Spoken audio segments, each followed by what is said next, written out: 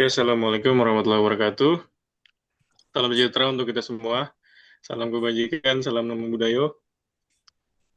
Pada kesempatan kali ini, kami dari kelompok IF05 Enjoyers akan memaparkan tentang tugas mata kuliah Arsitektur dan Organisasi Komputer dengan dosen pengampu Bapak Dr. Insinyur Dwi Prasetyo Eskom MSI yang berjudul Pengaruh Arsitektur CPU dan Kinerja Komputer Modern. Sebelumnya, izinkan kami memperkenalkan diri terlebih dahulu. Saya Sandi Resta Firgiawan dengan NIM 25040101028 Lalu ada saya, Fazur Matullah, dengan NIM 2504010111005. Selanjutnya dengan saya Andika Putra Pratama Lubis dengan NIM 2504014011119. Dan yang terakhir, saya Patricia Elizabeth Melani Tauf dengan NIM 2504010703 dan 01. Oke, pada kesempatan kali ini ada beberapa agenda yang akan kami bahas dan kami sampaikan. Yang pertama ada pengertian arsitektur CPU, lalu setelahnya ada komponen dasar arsitektur CPU, yang selanjutnya ada ALU dan control unit, lalu ada register dan cache memory, selanjutnya ada core, ada thread, ada clock speed, yang keenam ada faktor kinerja komputer modern, yang ketujuh ada perkembangan CPU dan GPU, yang terakhir atau yang kedelapan ada pengaruh arsitektur CPU. Oke, kita masuk ke agenda yang pertama, yaitu pengertian tentang arsitektur CPU. Arsitektur CPU adalah rancangan atau struktur internal prosesor yang menentukan bagaimana CPU bekerja dalam menjalankan instruksi, mengolah data, dan berkomunikasi dengan komponen komputer lainnya. Arsitektur CPU adalah konsep rancangan dan struktur internal dari sebuah Central Processing Unit atau CPU yang menjelaskan bagaimana CPU dirancang, bagaimana komponen-komponennya bekerja, serta bagaimana CPU mengeksekusi instruksi dari program. Dapat kita artikan dengan sederhana, yaitu arsitektur CPU bisa diibaratkan sebagai blueprint atau desain kerja otak komputer yang menentukan instruksi apa saja yang bisa dijalankan, terus bagaimana data diproses, lalu yang terakhir adalah bagaimana komponen CPU saling berkomunikasi. Selanjutnya, ada 5 komponen utama dari arsitektur CPU. Yang pertama ada ALU atau Arithmetic Logic Unit. Yang kedua ada CU atau Control Unit. Yang ketiga adalah Register. Yang keempat adalah Cache Memory. Yang kelima ada Bus. Yang pertama adalah ALU atau Arithmetic Logic Unit adalah bagian dari CPU yang berfungsi untuk melakukan perhitungan aritmatika dan operasi logika. Contohnya saat kita menghitung 5 ditambah 3, maka alulah yang memproses dan menghasilkan angka 8. Selanjutnya adalah CU atau control unit, adalah bagian dari CPU yang berfungsi untuk mengatur dan mengendalikan seluruh proses kerja CPU. Control unit ibaratnya sebagai pengatur lalu lintas yang memberi perintah kapan ALU harus menghitung dan kapan data akan dipindahkan. Selanjutnya ada register, yaitu memori kecil dan sangat cepat yang berada di dalam CPU. Biasa digunakan untuk menyimpan data, alamat, atau instruksi sementara yang sedang diproses. Selanjutnya adalah cache memory, yaitu memori berkecepatan tinggi yang menyimpan data atau instruksi yang sering digunakan agar proses lebih cepat. Yang terakhir adalah bus, yang terdiri dari data bus, address bus, dan control bus, yaitu merupakan jalur komunikasi untuk mengirim data, alamat, dan sinyal kontrol antar komponen. Yang pertama adalah ALU atau Arithmetic Logic Unit, merupakan bagian dari CPU yang berfungsi melakukan perhitungan aritmatika dan operasi logika.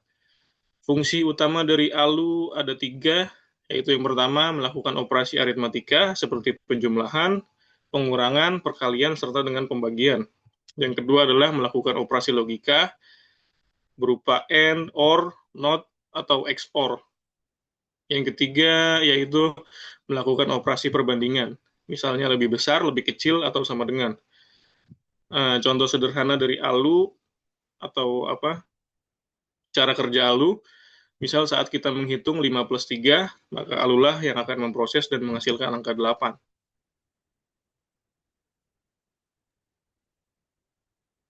Oke, selanjutnya akan dibawakan oleh saya, yaitu ada CU atau Control Unit. Control Unit adalah bagian dari CPU yang berfungsi mengatur dan mengendalikan seluruh proses kerja CPU. Fungsi utama Control Unit di antara lain yaitu pertama, mengambil instruksi dari memori, lalu menerjemahkan instruksi, lalu mengarahkan ALU, register, dan komponen lainnya agar bekerja sesuai instruksi, lalu mengatur urutan eksekusi instruksi. Contoh sederhananya adalah, misalkan contoh unit ibarat pengatur lalu lintas yang memberi perintah kapan ALU harus menghitung dan kapan data dipindahkan. Next. Lalu ada register. Register adalah memori kecil dan sangat cepat yang berada di dalam CPU. Digunakan untuk menyimpan data, alamat, atau instruksi sementara yang sedang diproses. Ciri-cirinya register adalah yang pertama, ukurannya sangat kecil, lalu kecepatan yang paling tinggi dibanding memori lain, dan ketiga, langsung digunakan oleh ALU dan control unit. Contoh penggunaannya yaitu saat CPU sedang menghitung suatu operasi, data dan hasil sementara disimpan di register agar dapat diakses secepat mungkin. Oke, next.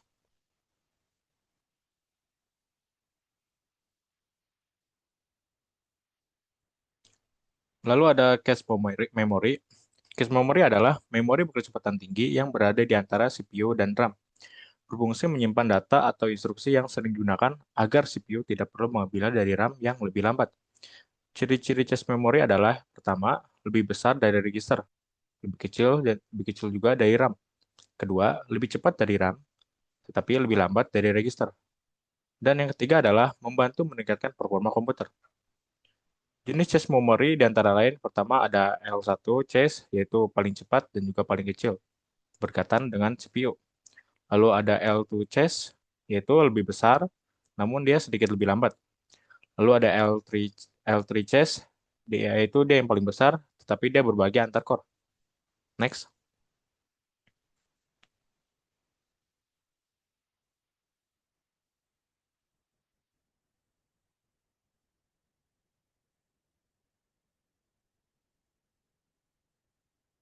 Lalu ada bus atau data bus, address bus, dan juga control bus.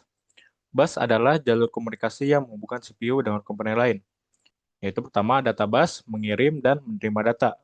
Lalu kedua ada address bus yaitu membawa alamat memori. Dan juga yang ketiga yaitu control bus membawa sinyal kendali yaitu read, write, dan interrupt. Analogi sederhananya yaitu bayangkan misalkan data bus adalah truk pengangkut barang. Lalu sedangkan address bus adalah alamat tujuan. Serta control bus yaitu lampu lalu lintas dan lampu jalan. Jadi ketiganya harus bekerja bersama agar pengiriman data berjalan dengan lancar. Oke, next.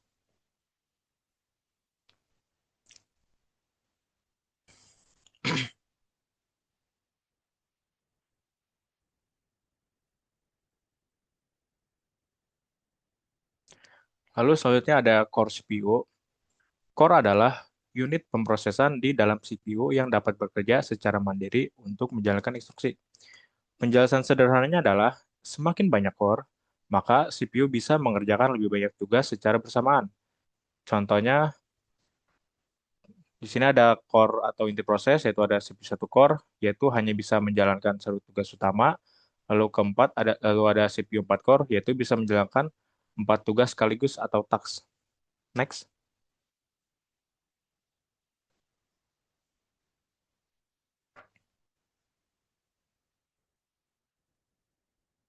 Lalu ada thread, yaitu thread adalah alur kerja atau jalur eksekusi di dalam satu core yang memungkinkan satu core menjalankan lebih dari satu tugas secara bersamaan dengan teknik tertentu, misalnya hyperthreading. Penjelasan sederhananya adalah thread membuat satu core seolah-olah menjadi dua atau lebih core secara virtual. Contohnya yaitu 4 core atau 8 thread, artinya 4 core fisik, yaitu masing-masing menangani 2 thread. Next. Lalu di sini ada clock speed ya.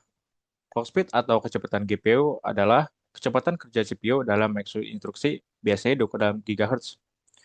Penjelasan sederhananya adalah semakin tinggi speed, maka semakin cepat CPU memproses perintah per detik. Contohnya kita ada di gambar kiri ini ya, ada Intel Core i9 1300K dengan base performance-nya itu di 3 GHz dan juga max frekuensinya itu di 5,8 GHz. Lalu misalkan 3 GHz sama dengan CPU bekerja 3 miliar siklus per detik. Oke, next. Lalu faktor kinerja komputer modern. Nah, kinerja komputer modern dipengaruhi oleh berbagai komponen yang saling berkaitan dan bekerja secara bersamaan. Faktor utama yang paling menentukan adalah prosesor atau CPU, karena CPU berfungsi sebagai pusat pengolah data. Kinerja CPU dipengaruhi oleh jumlah core dan juga thread, kecepatan clock, arsitektur, serta ukuran cache.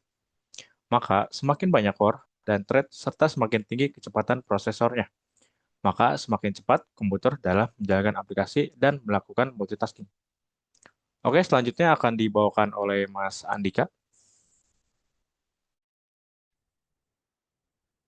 Masih dengan materi yang sama yaitu faktor kinerja komputer modern, selain CPU, memori utama RAM atau Random Access Memory juga sangat berperan dalam menentukan kinerja komputer. RAM berfungsi sebagai tempat penyimpanan data sementara yang sedang digunakan oleh sistem dan aplikasi. Kapasitas RAM yang besar memungkinkan komputer menjalankan banyak program secara bersamaan tanpa mengalami penurunan performa. Kecepatan dan jenis RAM juga mempengaruhi seberapa cepat data dapat diakses oleh CPU, sehingga sistem terasa lebih responsif. Next.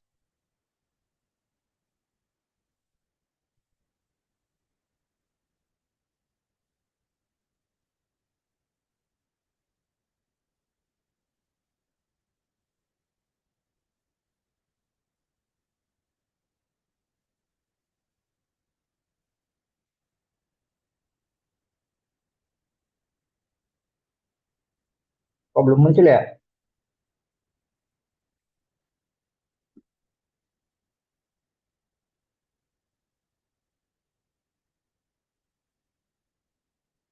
Halo, halo, belum muncul guys.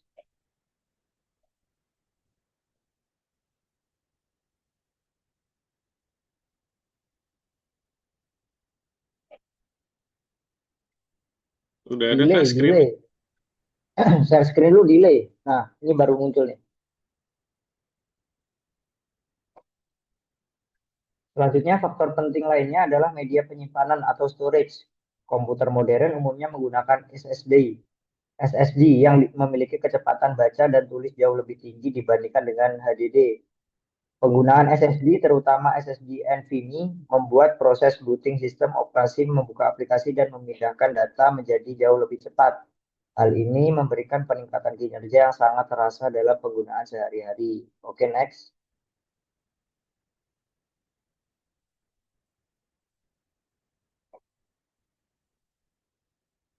Untuk kebutuhan grafis dan komputasi berat, kartu grafis atau GPU menjadi faktor penentu kinerja. GPU sangat berpengaruh dalam aktivitas seperti bermain game, desain grafis, editing video, dan pemrosesan kecerdasan buatan. GPU dengan arsitektur modern dan kapasitas memori yang memadai mampu memproses data grafis dengan lebih cepat dan efisien. Oke, next.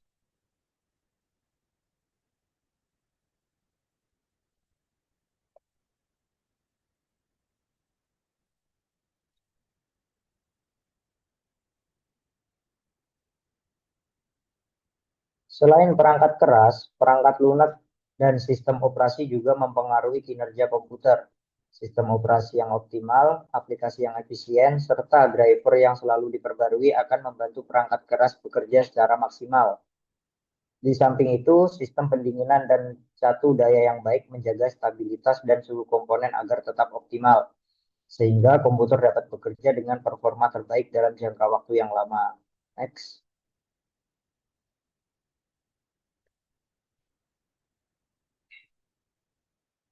Secara keseluruhan, kinerja komputer modern ditentukan oleh keseimbangan antara perangkat keras, perangkat lunak, dan sistem pendukungnya. Jika semua faktor tersebut bekerja dengan baik dan saling mendukung, maka komputer akan mampu memberikan performa yang cepat, stabil, dan efisien sesuai dengan kebutuhan penggunanya. Oke, next.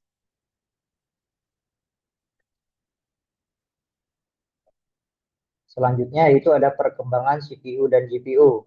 Perkembangan CPU atau Central Processing Unit dan GPU Graphic Processing Unit mengalami kemajuan yang sangat pesat seiring meningkatnya kebutuhan komputasi modern. Keduanya berkembang tidak hanya dari segi kecepatan, tetapi juga dari arsitektur, efisiensi daya, dan kemampuan pemrosesan paralel. Oke, next.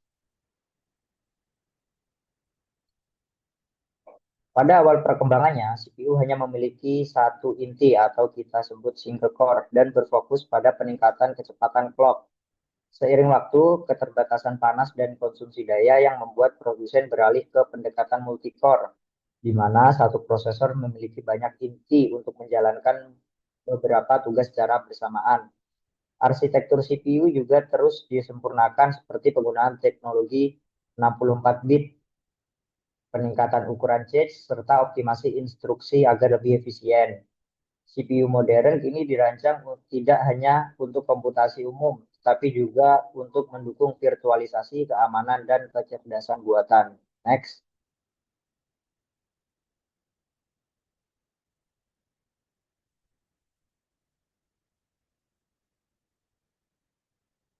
Sementara itu, GPU awalnya dikembangkan khusus untuk mengolah grafis dan tampilan visual.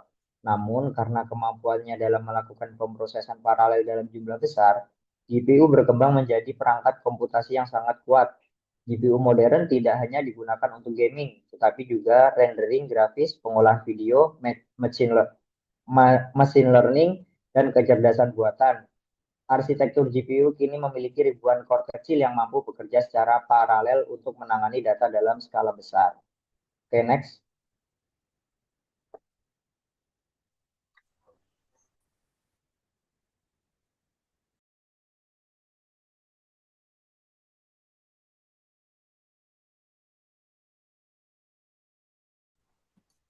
Oke, di sini perkembangan CPU dan GPU. Perkembangan CPU dan GPU juga didorong oleh kemajuan teknologi fabrikasi seperti ukuran transistor yang semakin kecil atau nanometer, sehingga meningkatkan performa sekaligus efisiensi daya. Selain itu, integrasi antara CPU dan GPU dalam satu chip atau APU atau SOC semakin umum, terutama pada laptop dan perangkat mobil, untuk menghemat energi dan ruangan tanpa mengorbankan kinerja secara signifikan. Next, slide selanjutnya. Pengaruh arsitektur CPU. Arsitektur CPU memiliki pengaruh yang sangat besar terhadap kinerja komputer, karena arsitektur menentukan bagaimana instruksi diproses dan bagaimana komponen di dalam CPU bekerja sama. Salah satu contoh pengaruhnya terlihat pada penggunaan arsitektur multi-core. CPU modern yang memiliki banyak core mampu menjalankan beberapa tugas secara bersamaan, sehingga kinerja komputer meningkat, terutama saat melakukan multitasking seperti menjalankan aplikasi perkantoran sambil membuka browser dan memutar media. Next, slide selanjutnya. Pengaruh arsitektur CPU. Ada juga selain jumlah core, arsitektur CPU juga menentukan cara instruksi di sekuensi, misalnya melalui perbedaan pendekatan. Dengar nggak suara itu? Para motor, bentar. Kalau apa kan, Kak? Kak, para motor. Lanjut aja. Lanjut aja. Selain jumlah core, arsitektur CPU juga menentukan cara instruksi di sekuensi, misalnya melalui perbedaan pendekatan. RISC atau SIDS. Arsitektur RISC menggunakan instruksi yang lebih sederhana dan efisien, sehingga cocok untuk perangkat yang mengutamakan hemat daya seperti laptop tipis dan smartphone. Sebaliknya, arsitektur CISC dirancang untuk menangani instruksi kompleks dan kompatibilitas software yang luas, sehingga banyak digunakan pada komputer atau desktop dan laptop untuk kebutuhan aplikasi berat. Next, selanjutnya. Pengaruh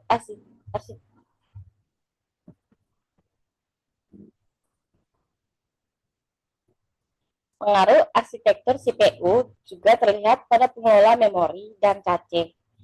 CPU dengan arsitektur cache bertingkat L1, L2, dan L3 mampu menyimpan data yang sering digunakan lebih dekat ke prosesor. Hal ini mengurangi waktu akses ke RAM yang lebih lambat, sehingga aplikasi dapat berjalan lebih cepat dan responsif, terutama pada game dan program pengolahan data besar. Next, slide selanjutnya. Di sini juga ada selain itu fitur arsitektur seperti fitur lain dan smooth tenuous multithreading atau SMT memungkinkan CPU memproses banyak instruksi dalam waktu yang sama. Tipe lain membuat beberapa tahap instruksi dapat dieksekusi secara bersamaan, sedangkan SMT memungkinkan satu core menangani lebih dari satu thread. Kombinasi fitur ini meningkatkan efisiensi penggunaan sumber daya CPU dan mempercepat penyelesaian tugas komputasi. Next slide selanjutnya.